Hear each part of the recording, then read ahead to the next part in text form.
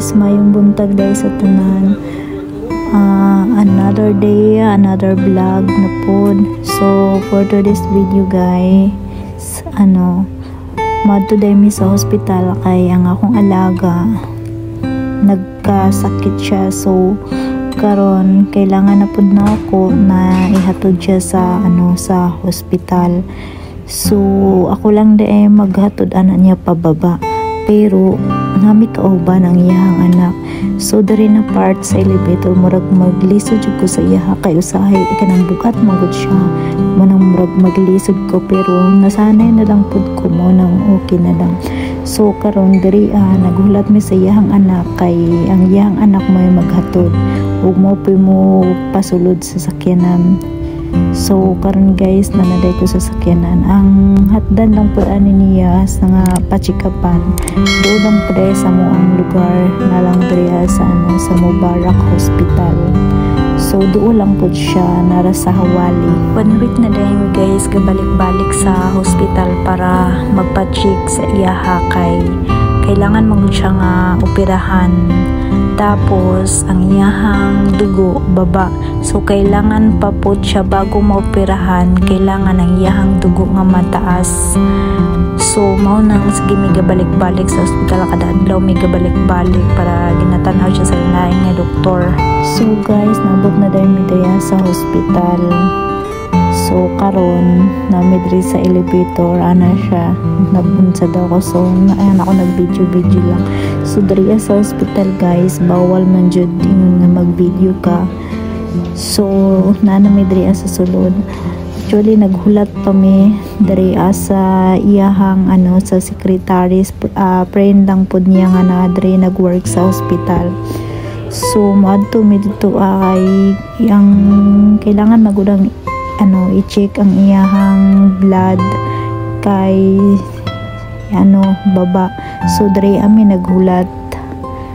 So while nga naghulat mi, nagsekreto lang ko og video. So diri ami maghulat nga room sa room 16. So amo ang number is 9. So mao day ni ang amo ang mo ni ako ang ticket nga nakuha, number nako 9. So murag dugay-dugay jud kay pag makasulod diri sa room, dugay kay makagawas ang pasyente. So number 7 pa nya, number 9 a few moments later. So karon guys, nahuman na dai mi, wala na ko na video dito kay bawal man. So karon nami diri sa ubos, nagulat mi sa iyang anak nga mo na pay makuha na mo may musundo na yang anak, pero wala gauban kay napoy gilakaw. So kinian nga nag-video ko diri alang siya sa ubos.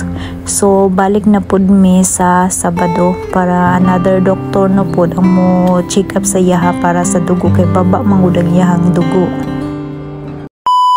Kadating lang namin guys galing sa hospital.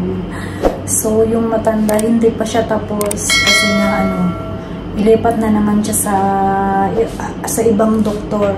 So sa Sunday babalik na naman kami sa doktor. So ayan, sobrang gutom na talaga ako guys.